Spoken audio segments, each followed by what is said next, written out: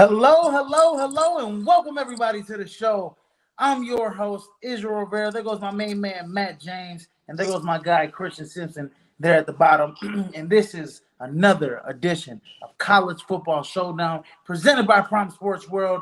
And this is week 9, ladies and gentlemen. And before I start the show, go ahead and please like, share, and subscribe to the podcast. Go ahead and like the Prime Sports World Facebook page. Go ahead and like the NBA Supreme and NFL Supreme Facebook group. And if you didn't know, now you know. Go like and share Christian stuff at thedailybits.blog and go watch Monday Evening Quarterback. Bringing the heat there as well, 24/7 here with Prime Sports World. But what's going on, gentlemen? How you guys doing?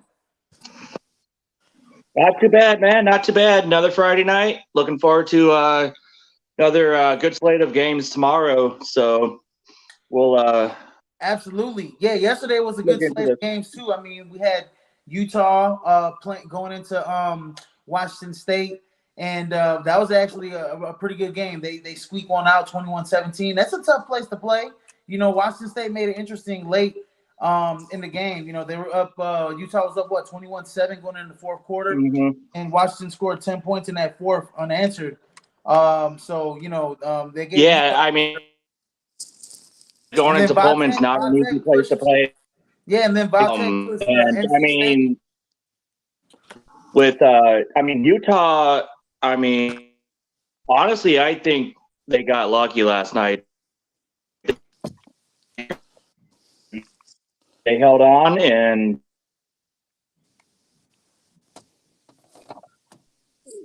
I think we lost them anyways there. What's going on, Christian? How you doing, bro? Man, I'm good, man. Always good to be back on. You know what I'm saying? I know I wasn't here last week, but nah, man. Week 9, college football. Can you believe it? It just seems like you and I were talking about Notre Dame and Ohio State last week, and now we're at week number 9. And I always call the month of November in college football, I always call it Statement November, because you have teams who are on the outside looking into the playoff push. You have those teams that are in the driver's seat of the bracket for the college football playoff. So things are about to get really interesting. Yeah, no, and also this is an interesting week as well, because you know the teams in the top 6 or 7, really in the top 10, are vying to really impress the college football committee as they start to rank the college football playoffs after this week. So right. So yeah, man. I mean, this is the last chance for a lot of teams to really prove. Yeah, definitely. Last chance for a lot of teams to really impress. I'm sorry, I couldn't hear that. Last chance for a lot of teams to really impress the voters and the committee to where they're starting off. They still got to finish off the season strong, play in their conference championships. But yeah, no, this is definitely one of those weeks where some teams got to impress, and we got some really good slate of games, especially on our featured games of the week. Last week I'm gonna go. I believe, if I'm not mistaken, I did not keep track of what I had, but if I'm not mistaken, I predicted LSU to beat Ole Miss. Okay. I lost the K-State TCU. Okay. I predicted K-State TCU. Godly, which one else? Oh yeah, long shot was Minnesota to beat Penn State. Didn't get that one. I could understand why you would have Minnesota beating Penn State. That was a trap game for Penn State. Was a trap game. And give Penn State a lot of credit. They didn't fall for the trap, considering we know who Penn State's playing tomorrow. And what do I always say? A lot of teams have that tendency of looking ahead, but that wasn't the case. I really like how Penn State regrouped. They were able to get their passing game going. That's the best I think I've ever seen Sean Clifford look as a starting quarterback, throwing those 4 touchdown passes, throwing over 290 yards. Yeah, he had the one unfortunate interception, but he controlled the game from the pocket. Yeah. No, he did. And I'm really impressed with Penn State. They're similar to Michigan. They're just not as good as Michigan, right? Yeah, Yeah, they do. They do. They want to run the football Yep. with Nick Singleton and K. Trent Allen. They have Parker Washington on the outside, but I think the guy that makes the drink stir for this entire offense is the tight end, Brenton Strange. Mm-hmm. Yeah, no, absolutely. And Ohio State's gonna have a tough time containing Brenton Strange this week. I You know, agree. their their weak spots is in that back nine. You know that those linebackers. You know, and Exactly. he's gonna exploit a little bit. I don't think they've seen a tight end of his caliber yet this season. So I expect Penn State to give Ohio State, and we'll get to it. I expect Penn State to give Ohio State some trouble early on in that game. It's definitely not going to be a game where Ohio State's going to come in and win like they've been winning since the Notre Dame game. They've been pretty much blowing teams out. And then I also predicted Memphis will beat Tulane. They actually made it a little. They made it interesting. Tulane jumped out to a 35-0 lead by the half, and Memphis was pretty much playing catch up. Tulane, hasn't shocked me, but they definitely look like they belong in the top 25. They've looked like that all year, and it wasn't any different last week. Um, so yeah, um, and you know what? Also, I don't know if I predicted Syracuse to beat Clemson, but that was also a hell of a game. Syracuse had Clemson on the ropes.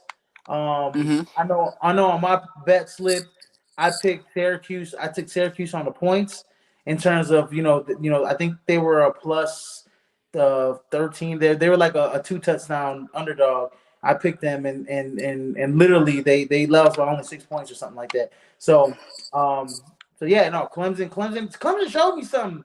They overcame 4 turnovers. They came back. They rallied past Syracuse. DJ Uiagalelei, showed me a little grit there at the end. But Will Shipley was a man amongst boys last week. Ran for Yeah. 172, 27 carries. They really relied on him when the passing game wasn't going, and it wasn't going against Syracuse. They really relied on him. He had 2 touchdowns. He played big in that second half for Yeah. Clemson. He scored Yeah. 17 unanswered in the Yeah. fourth He. quarter. Yeah. He definitely did. But look, Syracuse always plays Clemson tough, Izzy. I think we were talking about that a couple of weeks ago. Syracuse just always seems to give Clemson all they can handle, especially at the Carrier Dome in upstate New York. But I didn't like the way DJ looked. He was a little careless with the football, and you're not going to win games. You're not going to win games when you turn the ball over as many times as they did. But like you said, Will Shipley truly bailed them out. Yeah, no, he really did. He really did bail them out, and kudos to Clemson, to stay undefeated and to remain in that top five. They even got a vote to be the number one team in the nation. I don't know who voted for them to be the number one team in the nation, but kudos to them. You know what I mean? And Yeah. speaking of our rankings, let's just dive right into the rankings. We got at number one, Georgia. The Yep. Georgia Bulldogs with the highest number of votes, 31 votes to be the number one team in the nation. I believe they were on a bye week last week, so whatever. And then Ohio State took care of business against Iowa. Tennessee took care of business against UT Martin, putting 60 plus up on them. Wow. Michigan, Michigan. I think Wow. Michigan was out with a bye. Michigan was out with a bye. Clemson, beat Syracuse. They at number 5. Alabama took care of business against Mississippi State. I predicted that Alabama beat down of Mississippi State last week. I knew Alabama. They beat them down last year after a loss. They beat them down this year after a loss. So yeah, Mississippi State's like the whipping boy when it comes to Alabama. Yeah, absolutely, absolutely. They're like that punching bag. They're a punching bag, yeah. At number 6, and then at number 7, TCU still undefeated. They move up a slot into number 7. Number 8, Oregon, man. They have really impressed since that loss to Georgia. Bo Nix has played some of the best football I've seen him play in his career. Probably the best football in his career. He has jumped right into the Heisman conversation this season. He's got Oregon Prime back in the top 10. They're probably one of the best one-loss teams in the nation. And I think week 1, we can all attest that was just not a good matchup for Oregon. Oregon, Georgia's one of those teams that's just too aggressive for them, and we're just killing them up front. But I think if they were to play again, I think it'd be a different ball game. You know? Um, yeah, I think it would be too, but yeah, I'm with you. I've been really impressed with Oregon because they're running the ball. Bo Nix is taking care of the football, and I just think him working with Kenny Dillingham, the offensive coordinator for Oregon, that's been a match made in heaven. I can't wait until Dan Lanning gets this defense to where he wants it to be because these aren't his players. Let him recruit, let him bring in the type of players he wants to bring in, and you're looking at a completely different team. Yeah, no, absolutely. Yeah, no, Dan Lanning. Once he brings in the guys that and we can say the same about Mario Cristobal in Miami. We could say the same about Brian Kelly at LSU. Who he used like that transfer portal, and he's done some good things with LSU as well. We can say the same about a lot of the head coaches here in college football. Marcus Freeman. Even though Marcus Freeman was the head recruiter for Notre Dame anyway, so he's got his guys in there. But yeah, no, Oregon is definitely an impressive team. They've been Mm-hmm. on the torch since losing to Georgia week 1, and then number 9 Oklahoma State beating Texas. Everybody picked Texas to beat Oklahoma State. They said no, no, no, no, no, not so fast, not in Stillwater. You're not going to beat us. Even though Bijan Robinson, did have another great game, quiet, good game. Mm-hmm. I know everybody's talking about Blake Corum. I know everybody's talking about Jahmyr Gibbs. But and the only reason nobody's talking about Bijan Robinson is because Texas isn't in the top 25 or not in the Exactly. but Mm-hmm. I think Bijan Robinson is still the most talented running back in college football, in my opinion. Still. So Oh, absolutely. I mean, it's either between him and Blake Corum from Michigan, who's having another impressive season. So those are probably definitely the top 2 running backs right now. But Bijan's been definitely tearing it up lately. So, I mean, especially going on the road to Stillwater is not an easy place to play, and Oklahoma State's been playing well all season. I mean, given them being a top 10 team. So, and that was an impressive comeback by them against, I mean, it's a tough Texas team this year. So they've had a couple of rough losses, but they hold their own. So it was a nice win for the Cowboys.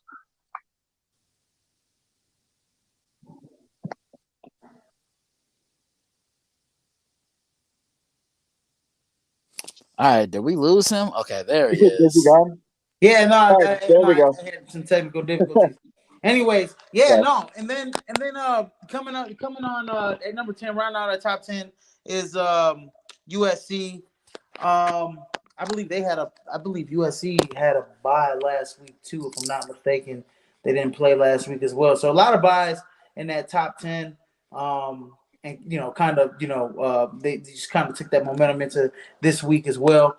And then rounding out the rest of the top 25, we got Wake Forest, who just continues to win. They beat Boston College last week, move up 3 slots. Wake Forest is in my opinion, I think they lost. They're the second best team in my opinion in the ACC, and honestly, man, they could give a run. They could literally challenge. They are a bad matchup for a lot of teams, like Alabama. Like I think Wake Forest could give Alabama problems. I think Wake Forest could give Ohio State problems. I think Wake Forest could give Michigan problems. I think Wake Mm-hmm. Forest could give TCU problems. Like Wake Forest is a team that they spread the ball out, and they have at least 3 or 4, similar to what Ohio State does. They have 3 or 4 wide receivers that can really go get it, and they have great route trees. And I just love Wake Forest, man. If they didn't lose to Clemson, they'd be in prime position to be in the college football playoff. I You know, agree with you. Hey, I agree with you because look, I think they have the best quarterback in the country, yeah, and Sam Sam Hartman. Hartman. I mean, Yeah, you rave about him. I rave about him. Yeah, I mean, if they don't lose that game, like you said, to Clemson, they're in a really prime position to establish themselves as a playoff team. Oh, yeah, no, they absolutely. do. And like I said, man, it's similar to what Ohio State kind of does. With Their three wide receivers. I know Smith and Jugwa's been hurt. Marvin Harrison been stunting like his daddy. And Godley, who's the other kid? Buka. I can't pronounce Smith his and name. Jigba. Yeah, no, the other kid. No, it's Oh, Buka. Buka. I can't really pronounce his name. Emeka Igbuka. I know who you're talking Igmeka about. Yeah, Egbuka. He's yeah, literally been the best wide receiver for him, and Marvin Harrison Jr. have been the best wide receiver. But let me just go over the four guys like A.T. Perry, Jamal Banks, Donovan Green, Kayshawn Williams, even Taylor Morin. All mm, wide receivers. They got five wide receivers. They spread the ball out. Like Wake Forest spreads the ball out, four or always five force. guys on the perimeter, and they just let Sam Hartman go to work. And it's like a thing of beauty, in my opinion. yeah. And it has It really is because you look at it and it's almost as if Sam Hartman doesn't have a go-to guy. If you're open, you're no, he getting the doesn't. football. Mm-hmm. He spreads the ball. He shares the wealth.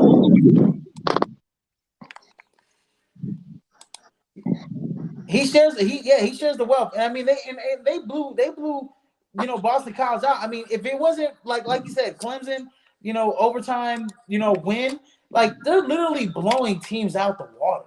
Like they blew Florida State out the water, they blew Boston College out the water, they're blowing every other team that they're facing out of the water. So yeah, Wake Forest is definitely a team. I really want them to. I want to see. They're actually tied with USC. Like they have them tied in the rankings in the top 10. So they're really a top 10 team right now. Right. At number 12, UCLA.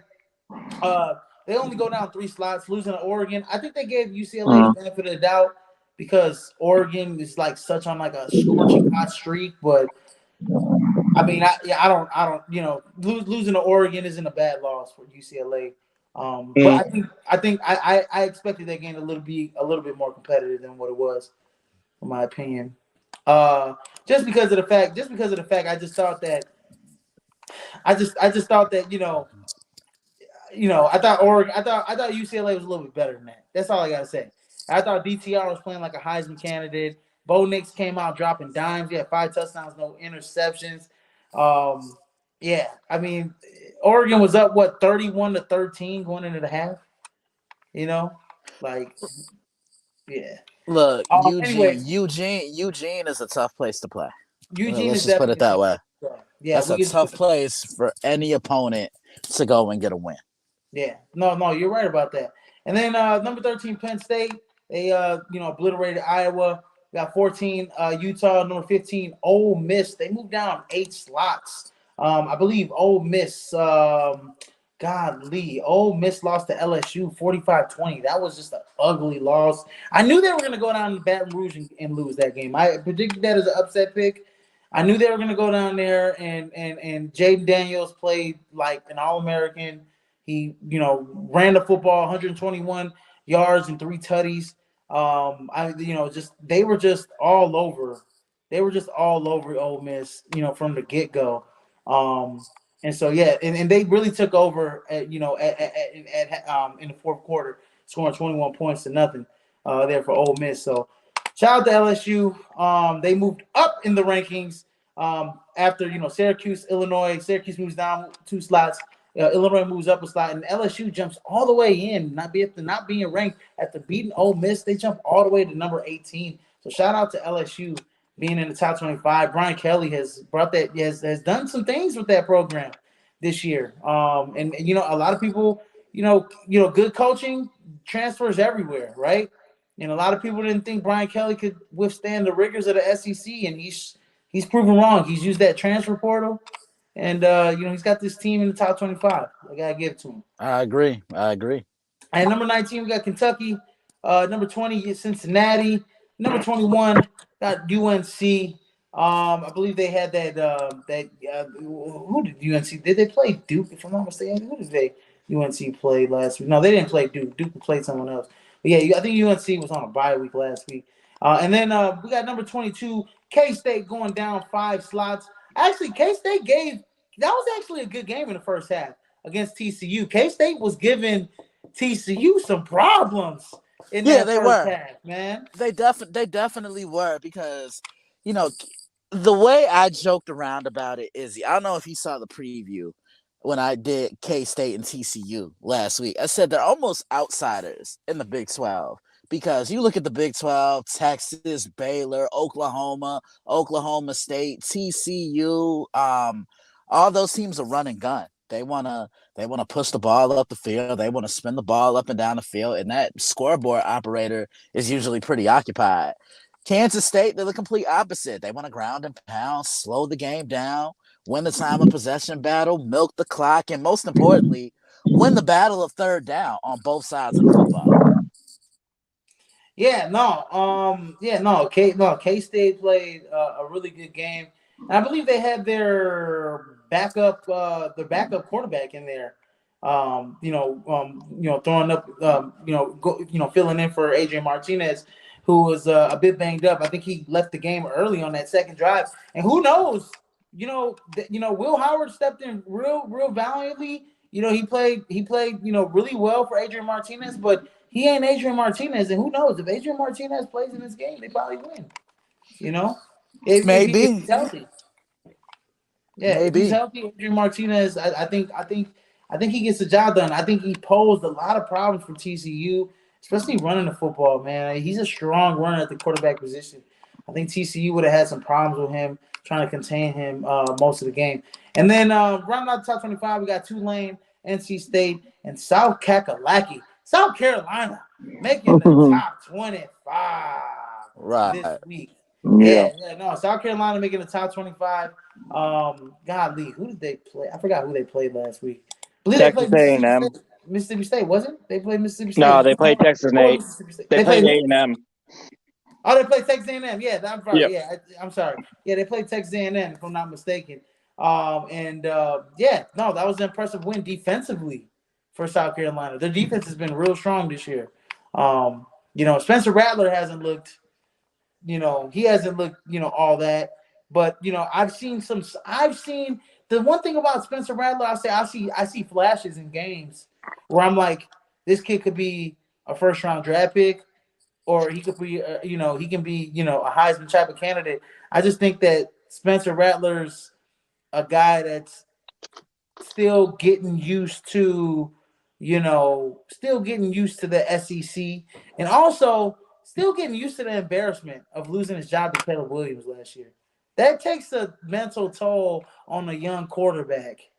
When you're the man, when you're the number one, you're probably going to be the number one consensus overall pick, and literally in one game, everything changes. And I think he's still kind of getting over that mentally. And you kind of see it transferring over to this year. And you hate to see that. But I think Spencer Rattler, you see flashes where when he's locked in, he's accurate. He get outside the pocket. He's got a great tight ball. He's a kid that he's got a lot of talent. If he puts it all together, he can make something happen for South Carolina. But they're in the top 25, and mainly for their defense and their running game. South Carolina has been money on D, and they got a strong running game down there for the Gamecocks. Moving on to our feature games, we got a lot of feature games this week. Same month every week, but this is gonna be a big week right here. I'm gonna start off with number 2 Ohio State going into Happy Valley playing number 13 Penn State. Who do you got? I'll start with Matt James. Give me Ohio State. Nice early kickoff there at 11 a.m. tomorrow Central Time. So it'll be a nice way to start the slate of games tomorrow. Expect this one to be kind of a grinded out to begin with, but I have Ohio State pulling away in the second half, winning this probably by 13 points, 13 or 14. As they pull away, they just got too much talent compared to Penn State. But Penn State's will keep it close, probably midway to end of third quarter, but Ohio State's going to pull away from them in the fourth quarter. Christian? All right, Izzy, you know what's coming. Shameless plug, baby.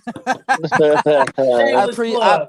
I preview this one on the website tomorrow morning, so be on the lookout for it. In case you don't know, the website it is the dailyblitz.blog. Log on right now if you're listening to this. Enter your email address and anything that I write or post on the site, you will get directly to your email inbox. But let's talk about this game because, look, I've been telling you for the last couple of weeks, Izzy, on and off the microphone, Ohio State to me is the best team in the country. They've done it and they've dominated on both sides of the ball. Offensively, no Jackson Smith and Jigba, no problem. The others have stepped up. Ibuka, Marvin Harrison Jr. But it starts with CJ Stroud. He's the end all be all of this entire offense. And it seems like teams just aren't really putting pressure on him. He's sitting back there in that pocket. He's nickeling, he's diming, and he's picking secondaries apart because he has the time to do so. Ohio State's also running the football with Travion Henderson and Mayan Williams. I think Travion is going to be key in this game tomorrow. Then I look at Penn State. I really like the way they bounced back last week. Got that vertical passing game going. Defense, they made Minnesota kind of use the running game a little too much. But then again, Minnesota didn't have Tanner Morgan under center. So I think the key guy I'm watching for Penn State is Joey Porter Jr. He has that same energy and that same intensity as his dad. I know you remember his dad with the Pittsburgh Steelers. I know they're different positions, but the energy is still there. And he's a jack of all trades type of guy. You can bring him in on corner blitzes. He can play off the guy. He can play on you in man-to-man coverage. He's just always around the ball. And that's going to be a war tomorrow. Him against Marvin Harrison Jr. Like, that's going to be an absolute dogfight. For Penn State to do the impossible, they got to run the football, control the clock, win time of possession battle. But most importantly for their defense, they have to finish tackles. They cannot let Ohio State get behind them in space. I preview this one tomorrow. Be on the lookout for it. Yeah, no, I think that both of those guys. First of all, I love to say this all the time. Both of them guys stunting like their daddies. I swear. Look. Stunting like their daddies this year, especially. I got some facts here. This is the 6th consecutive time that both Penn State and Ohio State have met in the AP Top 25. Ohio State has won 5 consecutive games over Penn State in 9 of the last 11. So Penn State is looking to get off the schneid against Ohio State at home. And you know what's crazy? I remember when Penn State beat Ohio State back in 2016. Ohio State went in there. It was the whiteout game. Saturday night. Mm-hmm. And Ohio State was ranked number 2 in the country. Penn State beats them. Penn State pretty much goes with that momentum. They end up winning the Big Ten East. They end up winning the Big Ten championship. And then, my prediction is, I think Ohio State gets it done. They're the second best defense in terms of yards allowed in the nation at 239.9. They're just a little under 240. I think they'll be able to give Clifford and those guys some problems. And then also, here's another crazy stat. Ohio State is the only offense in the country with the perfect red zone efficiency. They've scored on all 36 trips this year in the red zone, including 30 touchdowns. I expect that to keep to continue this week against Penn State, as Penn State has some problems with Michigan in that second half as well, after keeping it a little, kind of close or whatever the case is. So I think Ohio State gets it done on the road and finishes Penn State and they remain undefeated. Next game, we got number 9 Oklahoma State going up against going into Manhattan, Kansas, and playing the number 22 Kansas State Wildcats. And I believe Adrian Martinez will be back for this game. So how do you guys see this one shaking out? I want to see how Kansas State bounces back in this one. They're at home. This is going to be a tough game for Oklahoma State. I think Oklahoma State is the second best team in the Big 12 behind TCU. Of course, I think TCU was just the cream of the crop in the what's it called in the Big 12. But Kansas State, they're gonna slow the game down. Like they're gonna do what they do. It's key for Oklahoma State. They gotta win the battle of third down on both sides of the ball. You gotta convert on third down offensively, and you gotta get off the field on third down defensively. And Izzy, I don't think people realize the importance of third down as a football team. One, it converts the chains. Two, it gives you new life. Three, it keeps their defense on the field. Four, it keeps your defense on the sideline. So third down is the money down in the sport of football. Yeah, no, I do believe, yeah, third down is the money down. I think if you continue to be, if you're in third and long situations, you're not, it's not going to be a good result for you. If you can get 4 yards on every first down, and put yourself into third and short situations, you got a chance to win a lot of football games.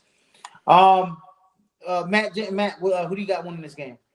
Um, yeah, this is a actually a tough one. I mean, Oklahoma State likes to put some points on the board, and Kansas State likes to keep it, slow and low there on the scoreboard, as we can see throughout their games this season, especially the 10-9 victory over Iowa State a couple of weeks ago. I'm going to take Kansas State at home in a low-scoring, gutted out type of game. And I don't think Oklahoma State can, overcome that type of game, especially towards the end when the Kansas State crowd gets into it and helps them gut out a victory for them. I'm going to take Kansas State 23-20 in this one. Yeah, no, so yeah, this is one of my upsets of the week right here. First one on the board, K-State over Oklahoma State in Manhattan at home. Adrian Martinez, he's going to be a game time decision. I do expect him to be a go for this game. If he is, they are going to give them some problems in the running game. He's got 907 yards on the ground with 4 touchdowns, and you got the little man, little rocket and Deuce Vaughn there at Kent State, giving teams problems. He can run inside or outside. He reminds me a little bit of Darren Sproles. K-State gets, he just doesn't, do the kick returns and stuff. But K-State always gets these little bowling ball running backs that can really, they're scat backs really, and that's another scat back, that Deuce Vaughn, short in stature, but man, he's got a lot of heart, man, and 744 yards, 4 touchdowns. He's key and vital to this game. Yeah, you're right, Matt James. K-State, they want to keep it low. They want to dictate the tempo. They want to run the football. They want to control the clock. And Oklahoma State's the opposite. They want to go full blast, nonstop.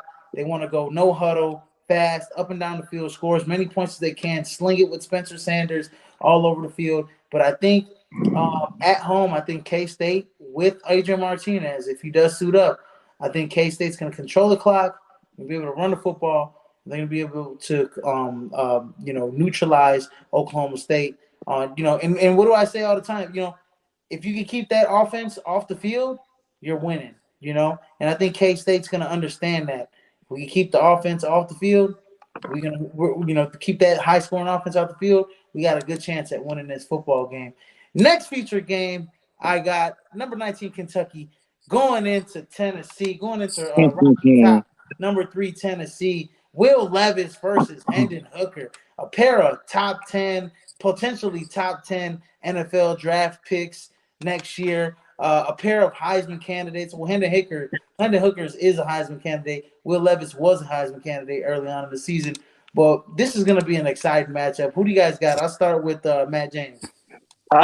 Don't make me play the song. I'm going Rocky Top on this one.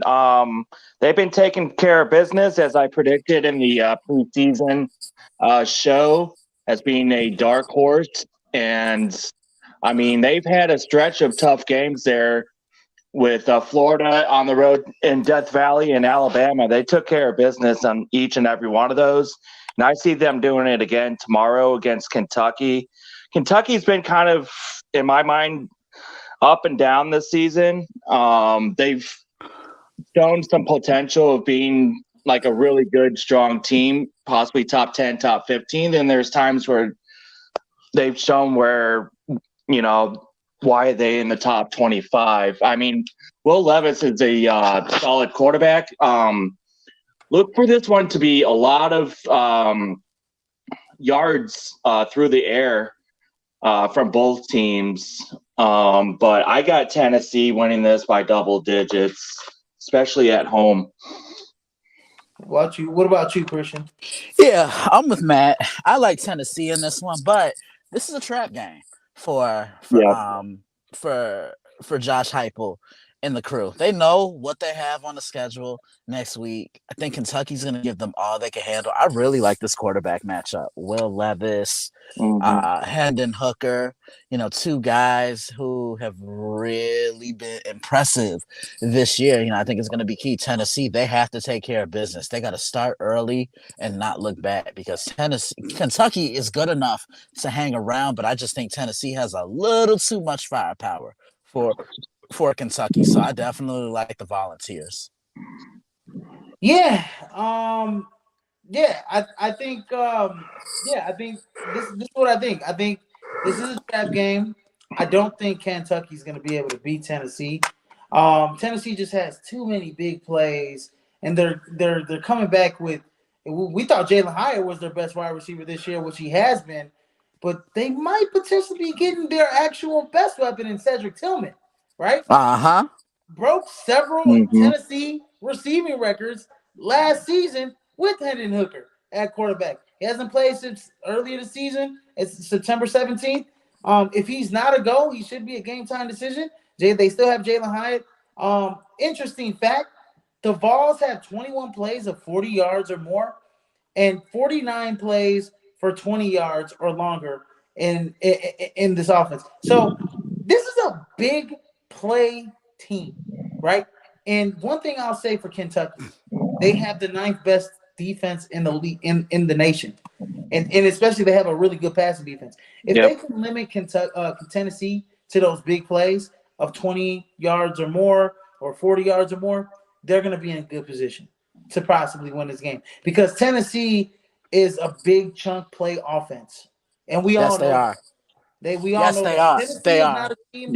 Tennessee is not a team that's going to drive the football down the field 10 yards, 12 yards. They're not built like that. Tennessee is going to get the ball down the field 5, 6 plays, get you down in the red zone. Hendon Hooker's going to sling it. He's got the best deep ball in the nation.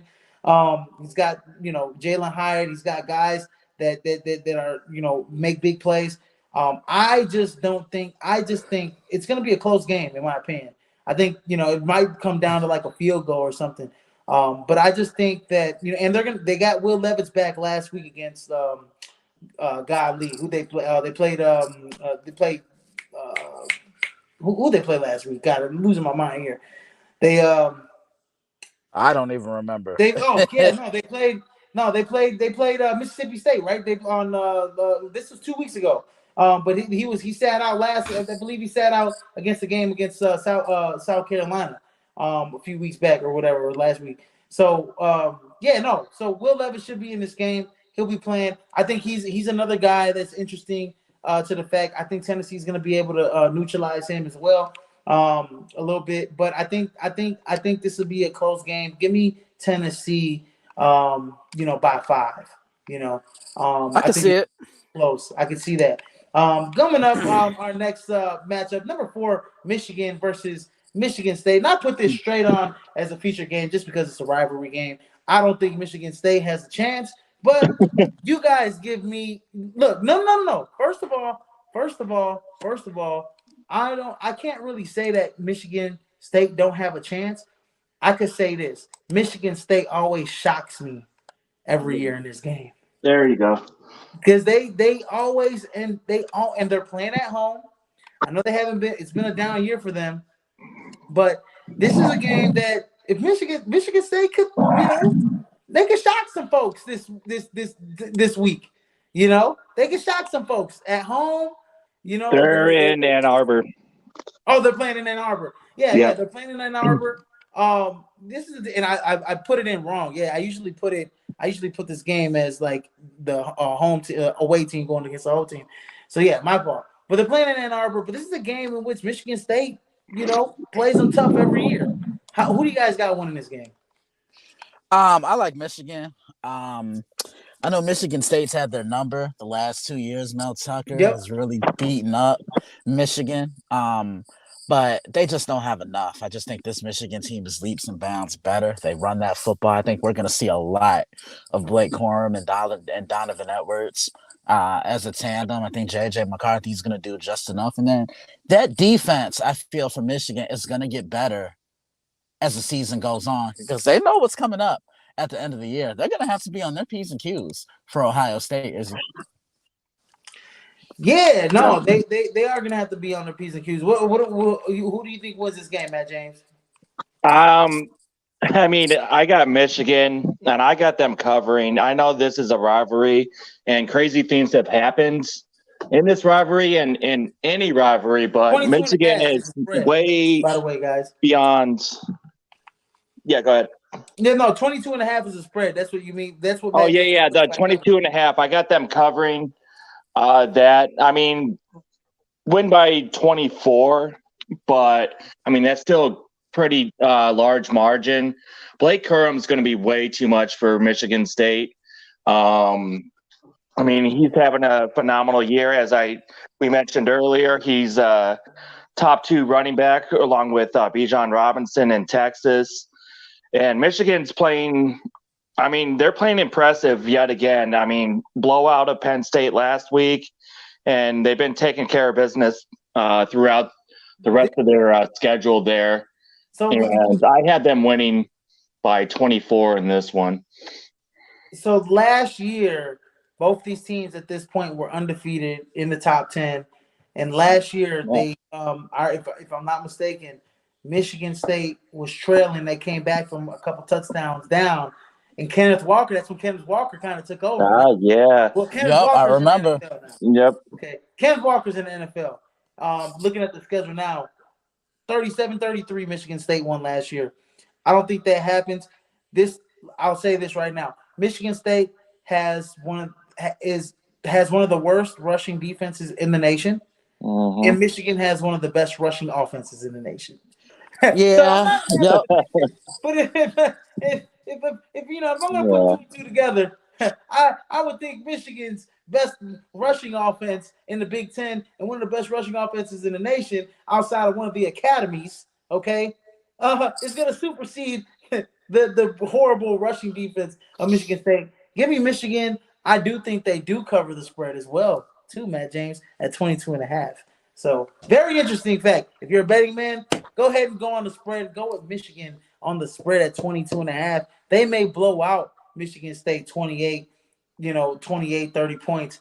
But, I had to put them on the slate because the last 2 years, Michigan Sparty has beaten Michigan. And this is a rivalry game. And I think Michigan's do this year to get their lick back, as I may say. Moving on to the last feature game of the week, and this is another rivalry game. Florida going into number 1 ranked Georgia. How do you guys see this one playing off in between the hedges? I'll start with Christian first. Yeah, I mean, look, I think this is a trap game for Georgia. Again, they know what's on the menu next weekend.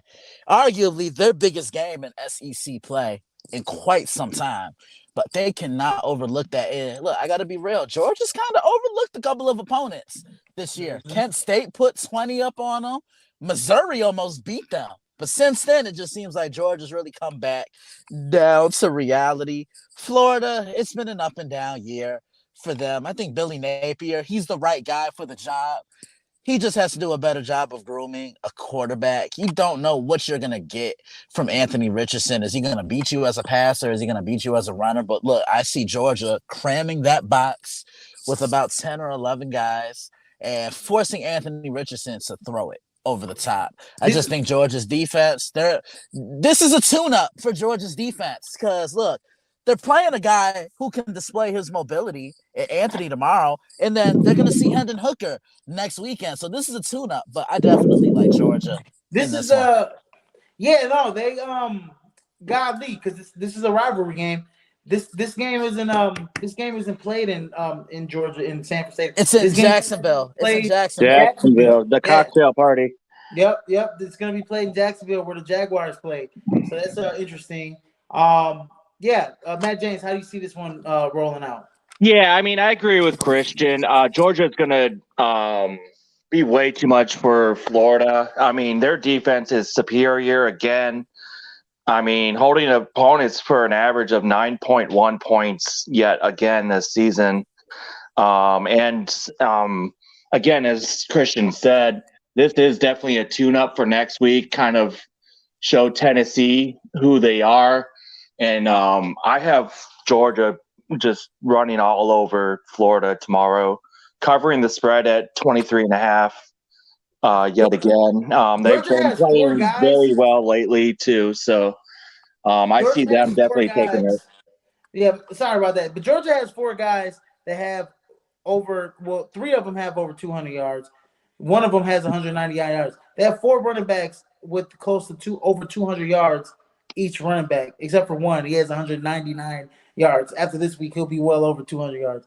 So this is a Florida team. This is a Georgia team that can really run the football. They got to get back to basics, run the football, dominating on defense. I don't think Florida even has a chance. You know, at this point, I was just looking for games to put on. But no, I had to put the two rivalry games on here because, like you said, this could be a trap game for, especially they're playing on a neutral field too. Hey, a lot of things have happened. Anthony Richardson's real talented. He hasn't really put it all together since that Utah game in Gainesville. But if I had to, if I had to, look at, at this game, right? Anthony Richardson last year was put into the fire, right? Came in for Emory Jones, and he got obliterated 34-7, get the hell off the field. This week, he's looking to get his lick back on Georgia. I think they make it a little interesting, especially with the struggles that, Georgia has had offensively. Um, I think this game might be closer than folks think. The spread, if I'm not mistaken, I think it's like a 4 touchdown spread, if I'm not mistaken. I think it's 23.5. Is it 23.5? Yes, Yeah. sir.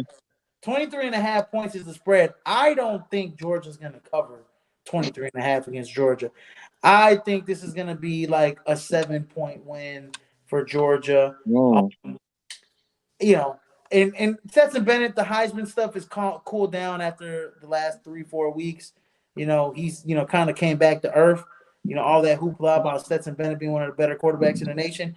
He's an excellent game manager. He's just not more talented than a lot of the other guys in the Heisman conversation. And then Anthony Richardson, nice young talent. He still got to put it all together as a sophomore. But give me Georgia to win this football game against Florida this week. And then moving on to my upset picks. I already had K-State over number 9 Oklahoma State. I'm going to go with Missouri over number 25 South Carolina. Missouri's played really tough this year. I'm going to go with Texas A&M over number 15 Ole Miss. And I'm going to go with Pitt over UNC this week. Those are my upset picks this week. Yeah, interesting. I like that Pittsburgh. I like that Pittsburgh over North Carolina one. I don't trust North Carolina's defense. Remember, this is the same defense that gave up 40 points in a quarter. Mm-hmm. Need I say anymore? No, not at all. You don't have to say anymore. No, you're right. UNC's defense is not good. Pittsburgh can put up points, definitely with Caden Slovis. So, UNC, but I do love UNC's quarterback, and we'll get to him in the next segment here. Mr. May has jumped into the Heisman conversation. He's been playing flawless on offense, and that's one thing I will say about UNC. They're a high-octane offensive team. Texas A&M going up against Ole Miss. I just think that Texas A&M they're playing at home in the 12th man. Ole Miss is coming off a loss last week to LSU. I think, their confidence is kind of shattered a little bit. And I think they got to go into another tough environment, right? They had to play in Baton Rouge last week. Now they got to play in Texas this week in the 12th man. I think Texas A&M gets it done. I don't care what Ole Miss has on the other side. I think Texas A&M wins by a touchdown or two, knocking Ole Miss out of the top 25 for this week coming up in week 10.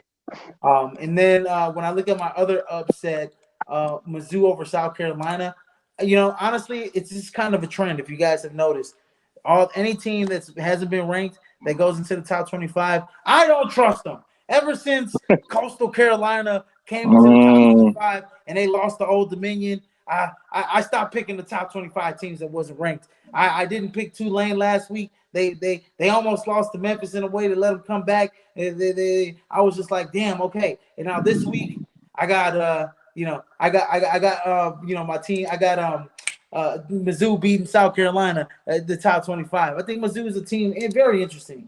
Mizzou's a team. They went against Georgia, played them real tough at home.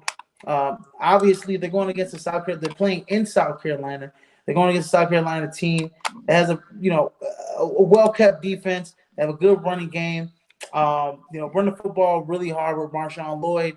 He's one of the better running backs in the nation. And also, Missouri's rush defense, isn't it's okay. It's middle of the pack. It's not all that. And I think Marshawn Lloyd can exploit that.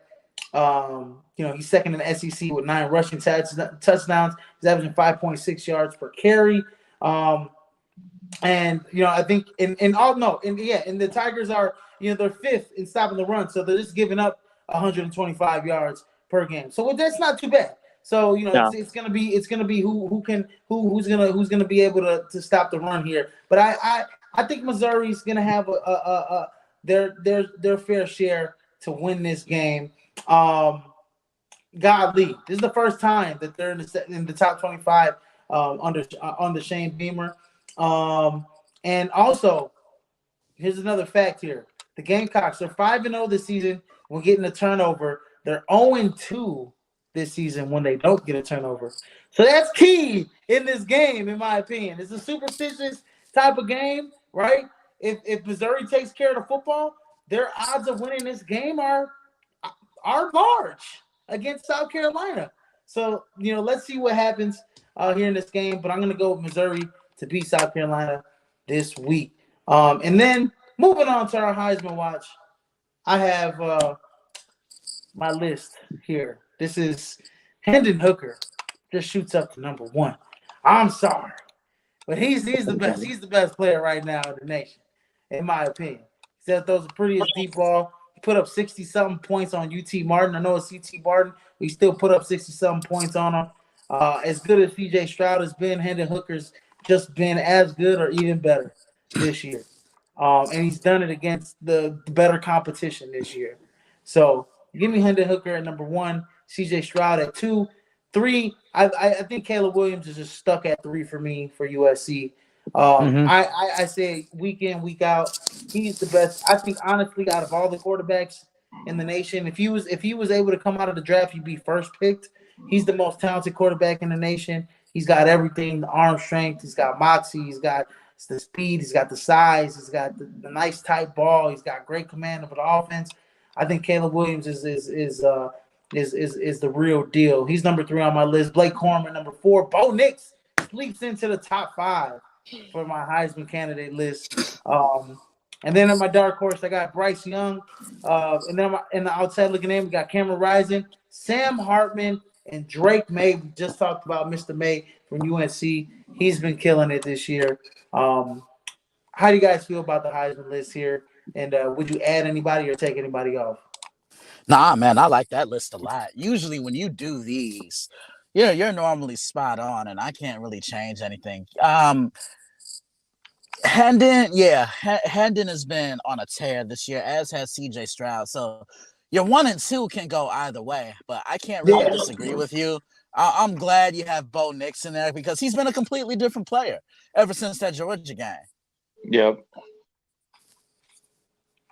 Yeah, he has. No, and I mean, when I look at Hendon Hooker and I look at C.J. Stroud, they're very similar. You know, Hendon Hooker, these are his stats: 2,093 in passing, 18-1, 70.6 completion rate, 315 yards on 3 touchdowns, with a 91.4 QBR. Right now, look at C.J. Stroud, 2,023 yards, very similar. 28 touchdowns, so he's thrown 10 more touchdowns, but more picks, 4 interceptions, and he's only at 70%, so he's not completing up to that 71 percentile of completion percentage, and he's got a 92.6 quarterback rating, and he's also he's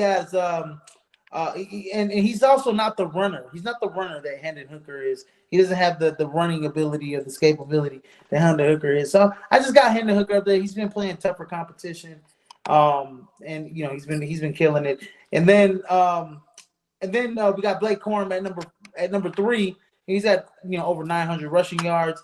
I think what separates him is just his ability. He's so well balanced, and he is the engine that keeps that Michigan offense going. Without Blake Corum's success, that Michigan team with McCarthy probably wouldn't be where it is offensively. So, he is the straw that stirs the drink for Michigan. He's got 13 rushing touchdowns on the year.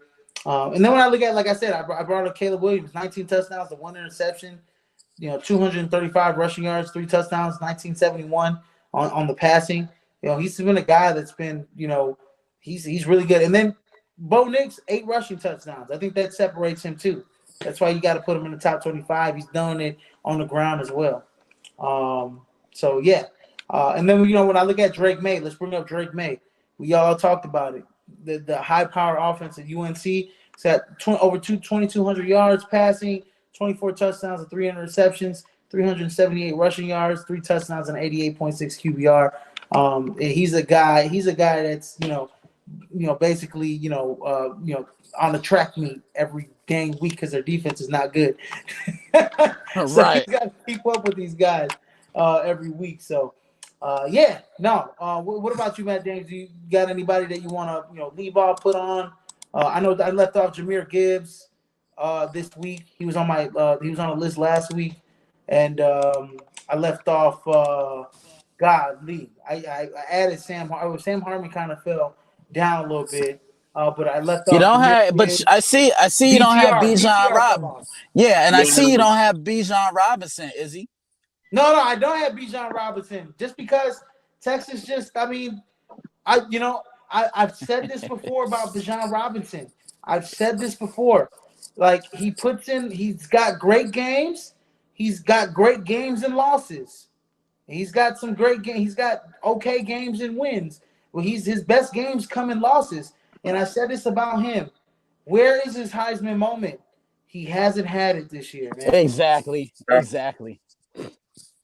He hasn't had a Heisman moment. He doesn't even sniff my rankings because he hasn't had a Heisman moment. His best games come in losses this year. I think he's had one game when they played UTSA, when they played the Roadrunners at home. That was the only game in which he took over that game. I would have loved to see him take over against Oklahoma State and Stillwater. I would have loved to see him take over against Alabama earlier in the year.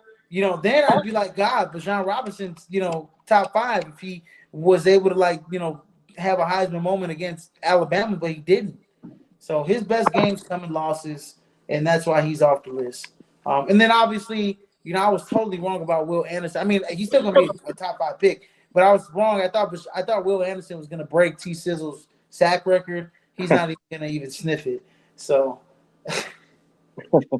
that's me right there. But yeah. Anyways, guys, that's been the show. Go ahead, please like, share, and subscribe to the podcast. That's been week 8's in the books. Week 9 is coming up. Everybody go ahead and like the NBA Supreme Facebook page and NFL Supreme Facebook page, and go ahead and like the Daily Blitz blog. Go ahead and log on and go and look at the previews for tomorrow for that Christian is about to drop with his games for the Daily Blitz blog, and go ahead and listen to the Monday evening quarterback, baby, because Christian is bringing that heat too. Christian's bringing that heat too. I try, man. I appreciate that. Look, and if you also want to keep up with me right after Monday Evening Quarterback, I'm not recording Monday Evening Quarterback this week. I just made a huge move.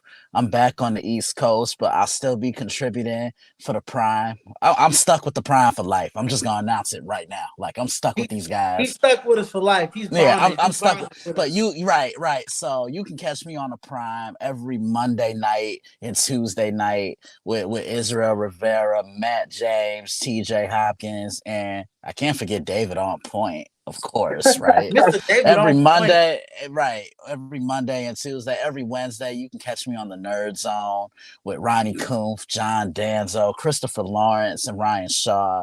Every Friday night, catch me on College Football Showdown with Israel Rivera and Matt James. And some Sundays, you can catch me on the Sports Cubicle on WCPT 820 AM in Chicago, Illinois. You guys need the link to listen. Let me know, and I will gladly send you the link for you to tune in. And then don't forget my little pregame show on YouTube entitled What's on Tap. And I'm bringing that all back next week, and I can't wait.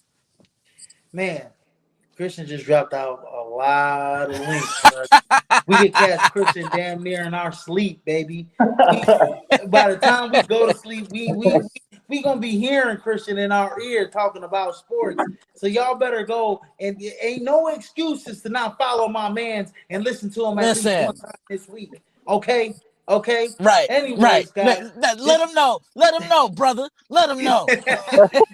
Anyways, guys, this has been a great show. This has been a great show, as it is always on Fridays. I believe me and Matt James, and if Christian's interested, I know TJ likes to jump on. We'll be bringing college basketball madness next week. College basketball is right around the corner.